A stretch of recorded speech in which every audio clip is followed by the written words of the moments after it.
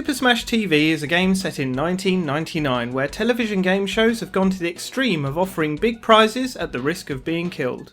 You must make your way through various arenas, battling bad guys alone or with a friend, unleashing explosive violence in front of a live studio audience. The premise will feel awfully familiar to those of you who've seen The Running Man, a movie featuring Arnold Schwarzenegger where convicted criminals fight for their lives in a gladiatorial futuristic game show.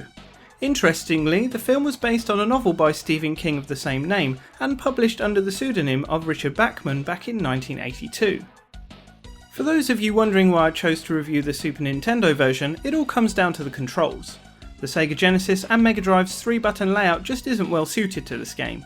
Sure, it works and you can eventually get the hang of it, but the SNES controller's 4-button layout feels much more natural.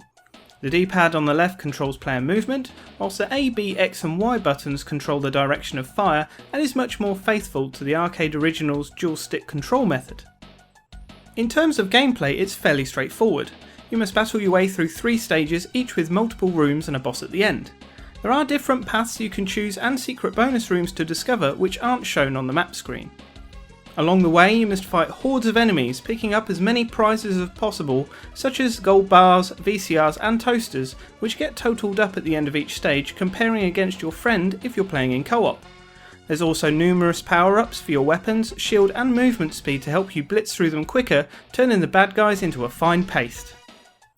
Graphically, there's quite a lot happening in such a small space. The sprites are small but plentiful, and I was very impressed that with so many enemies on screen I never experienced any slowdown. The action here is fast paced and the SNES version is very similar to the arcade original.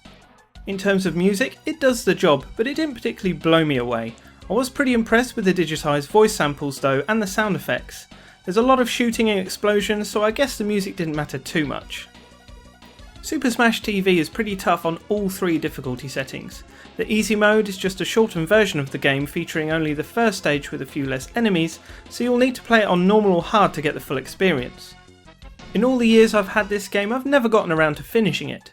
In the arcades this was designed to make money, so the bosses in particular soak up bullets and take a long time to take down. There are cheat codes to increase lives and continues, but I do enjoy the challenge of trying to complete the game in the way it was intended to be played. Continues are shared with a co-op partner, so you'll definitely need to work as a team to beat this.